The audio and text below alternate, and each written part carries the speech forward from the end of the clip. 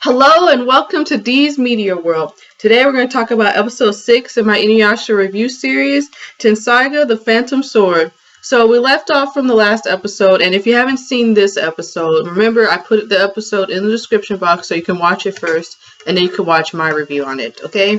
Awesome. So now we can begin. So this episode, it begins with Myoga sort of recapping everything that happened in the last episode. About Inuyasha's mom, about Shishomaru being his half brother, how Shishomaru hates humans, all that kind of stuff. And then we kind of flash back. We still haven't really started where the presents are. We see the villagers are trying to look for Kagome, which is kind of cool. Like, they're worried about her. They only show it for like maybe 20 seconds. Like, oh, the villagers, and then they find her bike, and then that's it, because obviously they don't know where they are.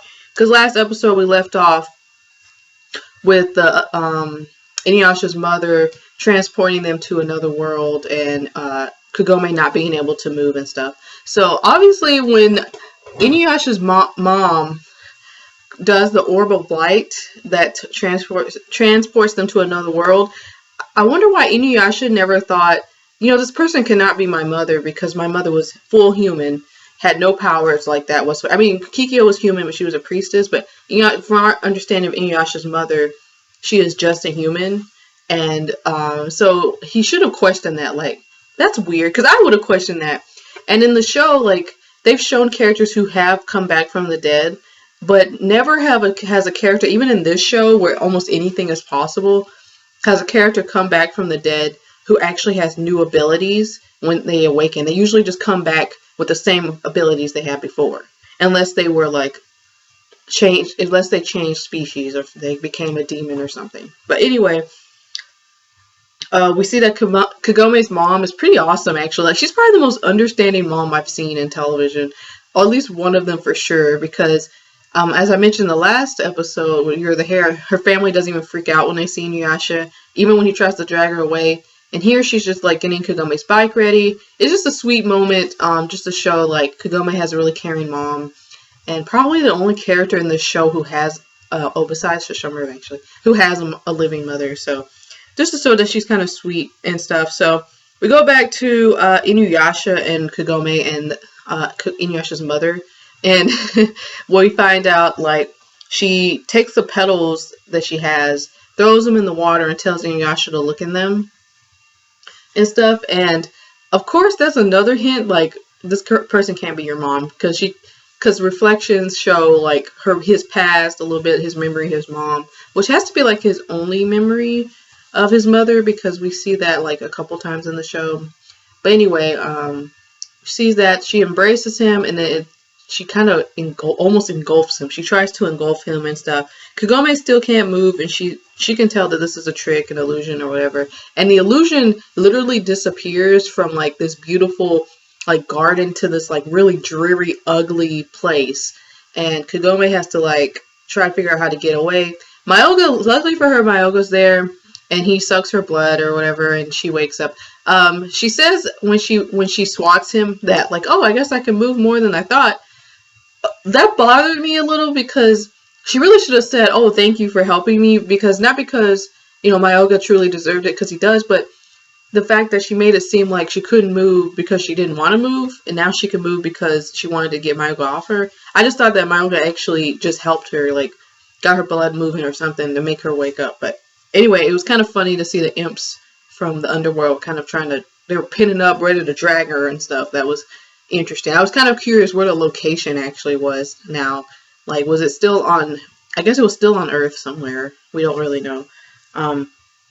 So one thing I wanted to comment on with Inuyasha's past, or his memories, was that Inuyasha had a younger version of the fire rat coat that he has. So I guess that coat not only is like armor and it shields him and stuff, it basically grows with him, which is kind of cool, I guess. They don't talk about that, but it's a really cool idea if it grows with him. Inuyasha almost gets sucked up, and Jockey kind of stops it because he wants to figure out where Inuyasha's dad's tomb is. And we find out that it is in the pearl in his, is a black pearl in his eye. I'm going to talk about that at the end, because I have a lot to say about this whole thing with Inuyasha's dad and putting the pearl in his eye, but that's for later.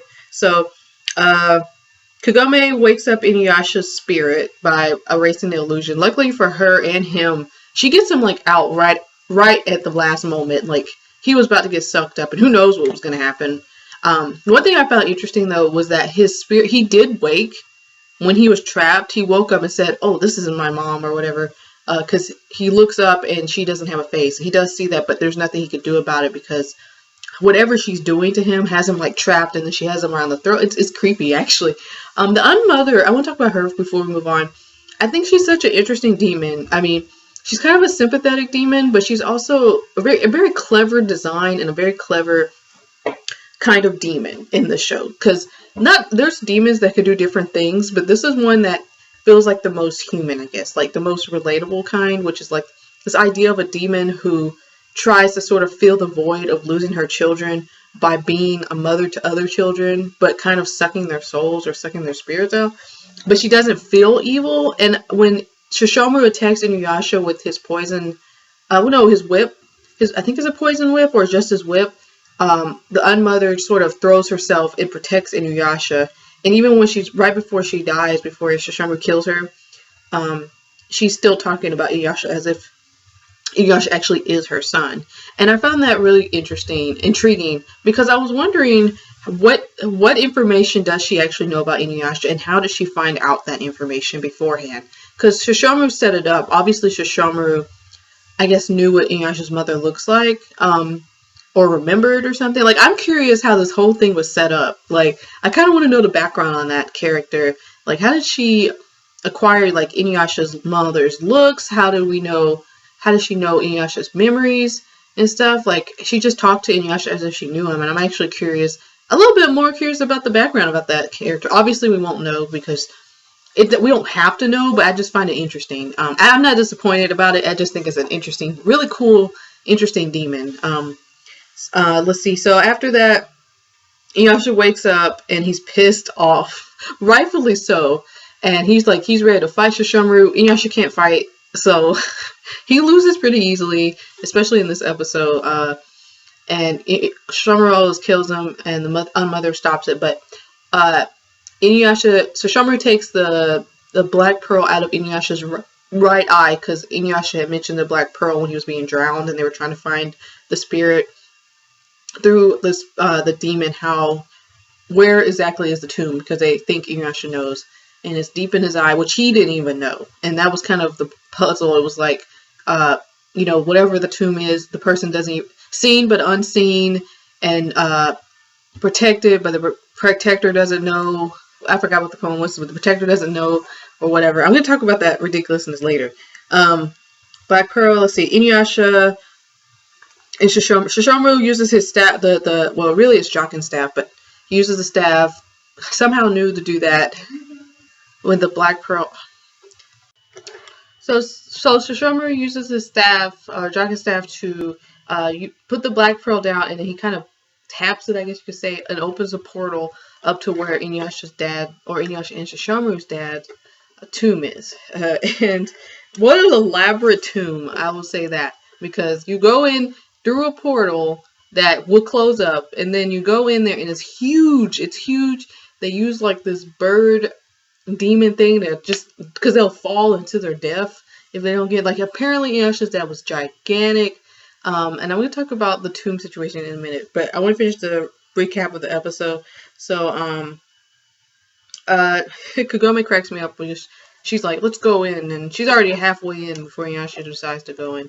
And what's funny, because he actually needs her to go in and everything. So, Tetsusaiga is in there, we find out, which is, well, I don't think they define what Tetsusaiga means yet, so later on, but, Shishomaru can't pull the sword out, and it's really Inuyasha's birthright, or, Inuyasha's inheritance from his dad, which he knew nothing about, and he doesn't even know his dad, so he's not particularly excited about it. So Inuyasha does have some daddy issues. Inuyasha and Shishomaru fight for a second, or like not even that long, and then Kagome is like, can you pull out the dumb sword? Can you try and pull it out? Because if you can't hurt Shishomaru physically, which he can't yet, then you can at least hurt him in the pride or in the ego. And Inuyasha tries to take it out, and while Inuyasha can't take it out, he at least wasn't getting like penalized. Like when Shishomaru was taking it out, he was getting hurt. He was getting injured. Inuyasha didn't get injured. It just wouldn't pull out for him. So Inuyasha and Shishomaru start fighting again or whatever. And Shishomaru is clearly winning in that fight. And while he was just about to, and Kagome, while those two are fighting, Kagome kind of fights Jokin. She jumps on him. It's hilarious. She jumps on top of him, and then she says, "You stinking toad," and he says, "You stinking human." Silly stuff like that. And she actually kind of loses that fight, but because she lost, she accidentally takes the Inuyasha's sword out, the Tensaiga, and that's kind of how the episode ends with Kagome taking the sword out and being like, what? Like, I didn't expect to do that. And then just the look on Shishomaru's face is pretty funny, because even he who's never that surprised is like legitimately surprised by that. So the whole episode, the reason I wanted to talk about the tomb last is just it's ridiculous, because how ridiculous it is in terms of how Inuyasha would have gotten the sword. So he has his dad's tomb in his eye, which is kind of weird. Has his dad's tomb in his eye. Had no idea the tomb was in there. And Inuyasha's dad put the sword in there for him, but he never told him that there was a sword in there, or never told Myoga, who he could have told, hey, there's a sword in your eye. But even if Inuyasha had known that the tomb was right in his eye, how would he have gotten it out? So I'm figuring that Inuyasha's dad knew that Shishomaru would figure out where the tomb was and do something wacky to get it out of him. Because Shishomaru didn't know exactly where it was, but he knew at least of the riddle. Inuyasha didn't even know of the riddle. So the fact that Inuyasha's dad was like, oh, the sword is meant to protect you, which we find out later, because I'm kind of talking about spoilers. It's not really a spoiler though, but how was he supposed to get that sword? And then on top of that, the tomb being in his eye, and then him having to go in through the portal and stuff and pull it out, was that he couldn't even pull it out. A human had to pull it out. Kagome had to pull it out. And I'm like, well, what if Inuyasha didn't have a human with him? Like, it's not even, like, it's so, as Shishomaru says, ensorcelled. He says ensorcelled. How is Inuyasha supposed to know that? How is anybody supposed to know that? So I feel like this whole thing was based off luck. And Inuyasha's dad must be like a really good person who does riddles or something, because it's just, to me, it's just hilariously ridiculous that there's how much Inuyasha really had to go through to get the sword. The fact that he didn't even know about it, the fact that it was deep in his eye, the fact that he wouldn't have known how to get out of his eye, so Shishomaru had to get it out, the fact that he had to have a human with him to get it out, and then it's just Inuyasha. It's just Inuyasha's dad was probably an interesting character. If he got to live, or he had like his, I kind of wish they gave him like an episode. Like, he's in the third movie a little bit, but I almost wish they just gave him like an episode in the show so we could kind of know what he was like a little bit, because it's just kind of ridiculous. I'm assuming he did all this to protect Inuyasha from Shishomaru to some degree, and also from other people, but I'm like, Inuyasha's been an adult for how long? And, you know, he didn't have the sword. So it's kind of interesting, kind of pretty ridiculous, I would say. One of the more ridiculous aspects of the show, which is it's a stretch. I'll say that. It's a stretch for Inuyasha's dad to do that to Inuyasha.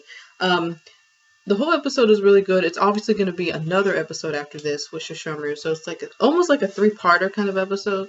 I really enjoy it. I think I like the character interactions. I think Shishomaru will be changing from this, or from his experiences with Inuyasha and stuff, and their dynamics will sort of change slowly but surely.